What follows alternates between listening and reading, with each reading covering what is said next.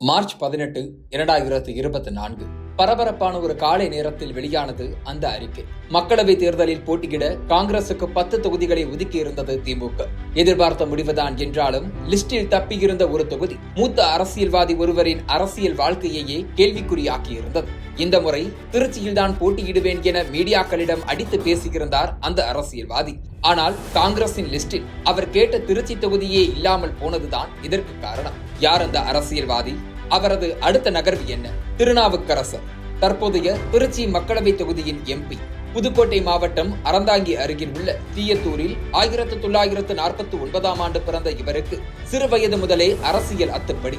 காரணம், அவரது அப்பா சுப்பராமன் 10 ஆண்டுகளாக ஊராட்சி மன்ற தலைவராக பதவியில் இருந்திருக்கிறார். பெரியப்பா முத்துவேல், மாமா ராமநாதன் இருவரும் 1957 ஆண்டு தொடங்கி 3 முறை காங்கிரஸ் சார்பில் சட்டமன்ற தேர்தலில் களம் கண்டவர்கள். குடும்பமே காங்கிரசின் காரியகர்த்தாவாக இருந்தாலும் எம்ஜிஆர் தான் திருநாவுக்கரசருக்கு தலைவர். சினிமாவில் தொடங்கிய எம்ஜிஆர் மீதான ஈர்ப்பு அவர் அரசியல் கட்சி தொடங்கிய பிறகும் நீடித்தது.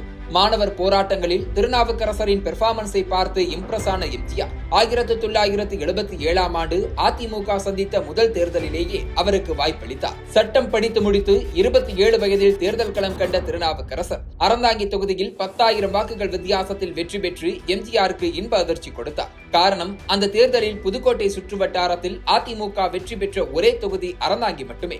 இதனால் 1980 தொடங்கி எம்ஜிஆர் உயிருடன் இருக்கும் வரை அவரது அமைச்சரவையில் தொழில் நிறுவனங்கள், கைத்தறி மற்றும் வணிக வரித்துறை என்று பல்வேறு துறைகளில் அமைச்சர் பதவியில் நீடித்தார் திருநாவுக்கரசர். நான் வெற்றி பெற்றாலே திருநாவுக்கரசருக்கு அமைச்சர் பதவி உண்டு என்று எம்ஜிஆர் சொல்லும் அளவுக்கு நம்பிக்கைக்குரியவராக இருந்தார். எம்ஜிஆருக்கு மட்டுமல்ல, ஜெயலலிதாவுக்கும் திருநாவுக்கரசர் தான் நம்பிக்கை நட்சத்திரம். 1989 ஆண்டு கலைஞர் கருணாநிதி ஆட்சியில் சட்டப்பேரவைக்குள் ஜெயலலிதா தாக்கப்பட்டதாக கூறப்படும் சம்பவத்தில் ஜெயலலிதாவின் அருகில் அமர்ந்திருந்தவர் திருநாவுக்கரசர் தான். 1991 அதிமுகவில் இருந்த KKSSR-உடன் இணைந்து அண்ணா புரட்சி தலைவர் தமிழக முன்னேற்ற கழகம் என்ற புதிய கட்சியை தொடங்கிய திருநாவுக்கரசர் 1996 ஆண்டு அந்த கட்சியை அதிமுகவுடன் இணைத்துவிட்டு அதே கட்சி சார்பாக அறந்தாங்கியில் களமிறங்கி வெற்றி பெற்றார். ஆனால் ஜெயலலிதாவுக்கு எதிராக புதிய அணி திரட்டுவதாக திருநாவுக்கரசர் மீது புகார் வந்தது. இதனால் திருநாவுக்கரசருக்கு அழுத்தம் கொடுத்தார் ஜெயலலிதா. விரக்தி அடைந்த திருநாவுக்கரசர் மீண்டும் அதிமுகவில் இருந்து விலகி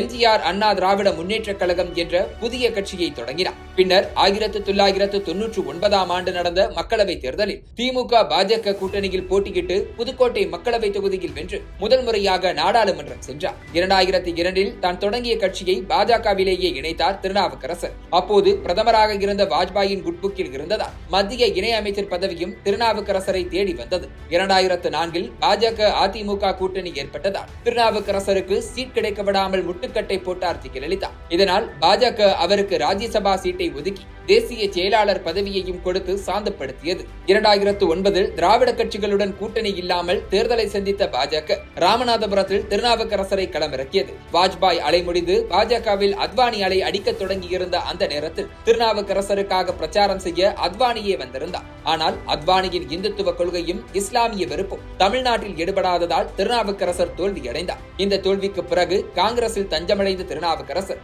பாஜகவில் இருந்தவரை மக்களுடன் நெருங்க சாத்தியம் ஏற்படவில்லை என கூறினார். காங்கிரசில் இணைந்த திருநாவுக்கரசருக்கு அக்கட்சி தலைமை அகில இந்திய செயலாளர் பதவியை கொடுத்து அழகு பார்த்தது. 2016 சட்டமன்ற தேர்தல் தோல்விக்கு பொறுப்பேற்று பதவி விலகினார் அப்போதைய தமிழ்நாடு காங்கிரஸ் கட்சி தலைவர் EVKS இளங்கோவன். இதனால் அந்த பதவி திருநாவுக்கரசருக்கு வழங்கப்பட்டது. இது திருநாவுக்கரசருக்கும் இளங்கோவனுக்கும் இடையில் மோதல் ஏற்பட வழிவகுத்தது. அதிமுகவுக்கு சாதகமாக செயல்படுவதாக கூறி கூட்டணி கட்சியான திமுகவுக்குள்ளும் திருநாவுக்கரசருக்கு எதிர்ப்பு வலுத்தது. இதற்கேற்றாற்போல் 2016 மருத்துவமனையில் அனுமதிக்கப்பட்டிருந்த அப்போதைய முதல்வர் ஜெயலலிதாவை சந்திக்க டெல்லியில் இருந்து ராகுல் காந்தியை அழைத்து வந்தார் திருநாவுக்கரசர். இதனால் திமுக கூட்டணிக்குள் குழப்பம் ஏற்பட்டது. இப்படி தொடர்ந்து சர்ச்சைகளில் சிக்கி வந்த திருநாவுக்கரசருக்கு 2019 மக்களவை தேர்தலில் திருச்சியில் வாய்ப்பு வழங்கியது காங்கிரஸ் கட்சி. இதில் வெற்றி பெற்ற திருநாவுக்கரசர் திருச்சி எம்பியாக மீண்டும் ஒருமுறை நாடாளுமன்றத்திற்குள் நுழைந்தார். நாடாளுமன்றத்தில் 68% வருகை பதிவு வைத்திருக்கும் திருநாவுக்கரசர் இதுவரை 34 விவாதங்களில் பங்கேற்று 354 கேள்விகளை எழுப்பியுள்ளார். 2 தனிநபர் மசோதாக்களையும் கொண்டு வந்திருக்கிறார். இந்த முறையும் காங்கிரஸ் சார்பில் திருச்சியில் களமிறங்குவேன் என கடந்த சில நாட்களாக மீடியாக்களுக்கு ஓபன் ஸ்டேட்மெண்ட் கொடுத்து வந்த திருநாவுக்கரசர் தற்போது சைலண்ட் மோடுக்கு சென்றுள்ளார். கடந்த முறை காங்கிரசுக்கு ஒதுக்கிய திருச்சி தொகுதியில் இந்த முறை திமுகவை தக்க வைத்துக் கொண்டதால் திருநாவுக்கரசரின் அரசியல் எதிர்காலம் கேள்விக்குறியாகியுள்ளது. காங்கிரஸ் கட்சியில் திருநாவுக்கரசருக்கு வேறு தொகுதி ஒதுக்கப்படுமா, கேட்ட தொகுதி கிடைக்காத நிலையில் திருநாவுக்கரசர் எடுக்க போகும் முடிவு என்ன என்பதுதான் தற்போது அரசியல் களத்தில் ஹாட் டாபிக்காக மாறியிருக்கிறது.